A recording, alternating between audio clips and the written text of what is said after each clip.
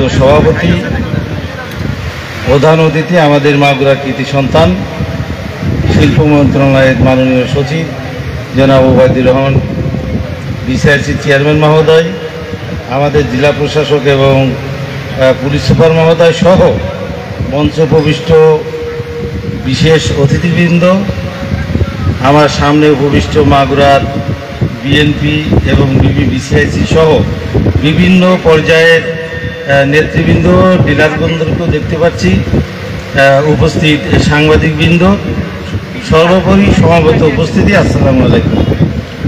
আমি কিছু বলার আগে সর্বপ্রথম মহান আল্লাহর কাছে কৃতজ্ঞতা জানাই যে আমরা এখানে যারা এই স্টেজে এবং সামনে বসে আছি, আল্লাহর রহমতে যদি 4 এবং 5 তারিখের এই পরিবর্তন না হতো তাহলে আমরা কেউ এখানে আসতে পারতাম না।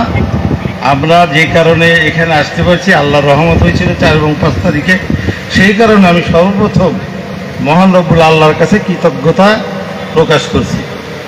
পাশাপাশি একটি কথা বলতে চাই যে বাংলাদেশের শতকরা 80 জন মানুষ কৃষক। কৃষির উন্নয়ন না হলে এ দেশের উন্নয়ন কোনো অবস্থাতেই সম্ভব না। আর আমরা এত উন্নত দেশও না যে আমরা বিভিন্ন শিল্প কারখানা সহ অন্যান্য সেক্টরগুলিতে উন্নয়ন করে আমাদের দেশের সমৃদ্ধি আনব। অতএব কৃষি প্রধান দেশে কৃষির উপরে আমাদের সর্বোচ্চ গুরুত্ব দিতে হবে।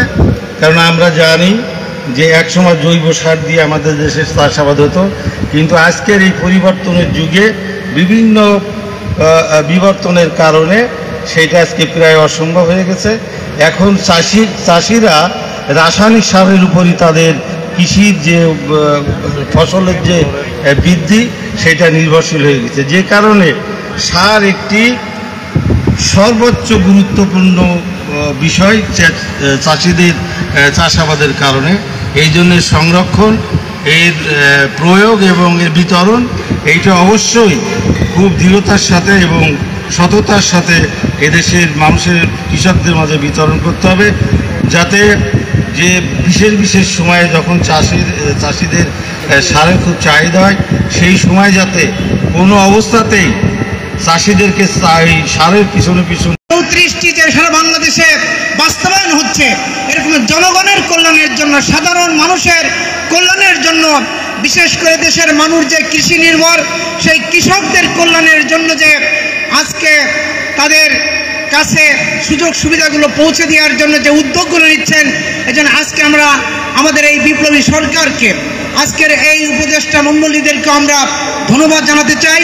এবং আমরা আশাবাদী যে আগামী দিনে আমরা যে একটি কল্যাণকর মানবিক রাষ্ট্র করতে চাই এবং একটি সম্প্রীতিক সকলে মিলেমিশে আমরা আমাদের বাংলাদেশকে গড়তে চাই, তার উজ্জ্বল দৃষ্টান্ত আমরা মনে করি যে আজকের এই অনুষ্ঠানেও আমরা সেটা লক্ষ্য করছি।